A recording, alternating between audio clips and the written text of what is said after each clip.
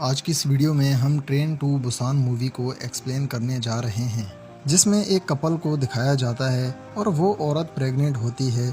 इसके अलावा इसमें एक बास्केटबॉल टीम भी दिखाई जाती है।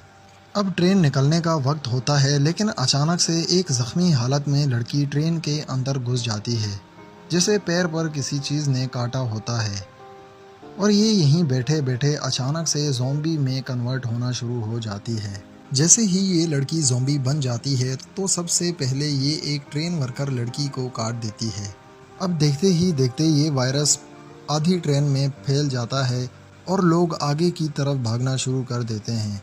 सीकवू और उसकी बेटी को भी दिखाया जाता है और ये ट्रेन के उस बॉक्स से दूर चले जाते हैं और ख़ुद को सही लोगों में जाकर बंद कर देते हैं। अब ये लोग जिस बॉक्स के अंदर थे वहाँ पर किसी भी तरह का कोई इन्फेक्शन मौजूद नहीं था और ये लोग फ़िलहाल तक तो सेफ थे। अब ट्रेन के अंदर मौजूद टीवी पे इन्हें एक न्यूज़ पता चलती है कि ये इन्फेक्शन सिर्फ ट्रेन में ही नहीं बल्कि पूरी कंट्री में फैल चुका है। तकरीबन आधी कंट्री ही इस इन्फेक्शन की लपेट में आ चुकी है। लेकिन ये लोग उस न्यूज़ को सीरियस नहीं लेते और अगला स्टेशन आते ही ये सब लोग नीचे उतर जाते हैं। थोड़ा आगे जाते ही इन्हें पता चलता है कि यहाँ तो सब लोग ज़ॉम्बीज़ बनकर उनकी तरफ आ रहे हैं और ये लोग वापस भागना शुरू कर देते हैं। अब ये ट्रेन बुसान जानी थी, लेकिन ट्रेन ड्राइवर को कहा जाता है कि इस ट्रेन को बुसान लेकर नहीं जाना, क्योंकि ये ट्रेन पूरी तरह से ज़ॉम्बीज़ से भर चुकी है और बुसान वाहिद वो सिटी है जहाँ पर अभी तक ये इन्फेक्शन नहीं पहुँचा। अगर तो ये ट्रेन वहाँ चली गई तो वो सिटी भी ज़ॉम्बीज़ से भर जाएगी।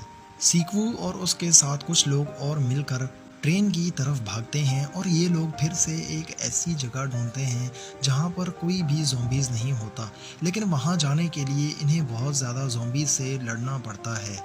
ये 6 लोग जैसे तैसे करके उस बॉक्स तक पहुँच जाते हैं, लेकिन उसके अंदर एक आदमी मौजूद होता है जो इस बॉक्स को बंद करने का ऑर्डर देता है, क्योंकि वो इनसे डरा हुआ होता है कि कहीं ये लोग भी ज़ॉम्बीज़ में कन्वर्ट ना हो गए हों।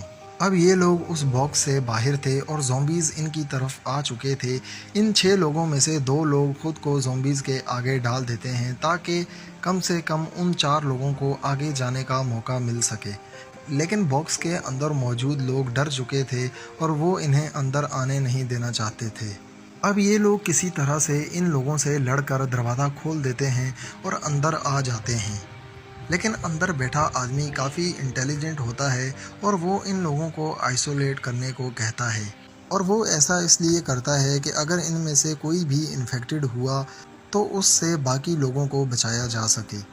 इन सब लोगों में एक लड़की और भी शामिल थी जो बहुत ज़्यादा सैड होकर बैठी हुई थी, क्योंकि इसकी सिस्टर भी अब ज़ॉम्बी बन चुकी थी।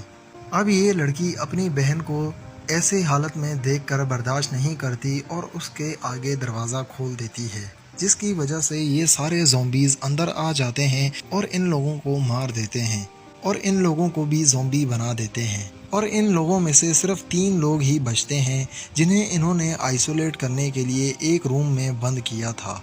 इनके अलावा सीईओ और एक ट्रेन वर्कर भी खुद को बाथरूम में बंद कर लेते हैं और सेफ होने की इस कोशिश में कामयाब हो जाते हैं। अब दिखाया जाता है कि अगले स्टेशन पर ये ट्रेन रुक जाती है और आगे बढ़ने का कोई ऑप्शन ही नहीं होता, क्योंकि ये सारी पटरियां टूट चुकी होती हैं, जिसकी वजह से सारे पैसेंजर्स ट्रेन से नीचे उतर जाते हैं और किसी दूसरी ट्रेन को ढूंढने की कोशिश में लग जाते हैं। ये लोग ट्रेन ढूंढने के चक्कर में सब एक दूसरे से अलग हो जाते हैं और सीईओ ज़ॉम्बीज़ में फंस जाता है, जिसकी मदद के लिए ट्रेन अटेंडेंट वहां पर भागते हुए आता है।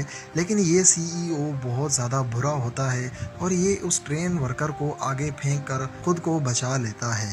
अब यहाँ पर सीईओ जैसे तैसे करके बच तो गया था, लेकिन वो इन्फेक्टेड हो चुका था क्योंकि उसे एक ज़ॉम्बी ने काट लिया था और वो अब ये बात जानता था कि वो भी एक ज़ॉम्बी बन चुका है। अब यहाँ पर सीईओ इन बाकी बचे हुए लोगों को भी मारने की कोशिश करता है और सीकवू और सीईओ की आपस में लड़ाई हो जाती है, जिस पर सीईओ जो कि ज़ॉम्बी बन चुका है वो सीकवू को काट लेता है।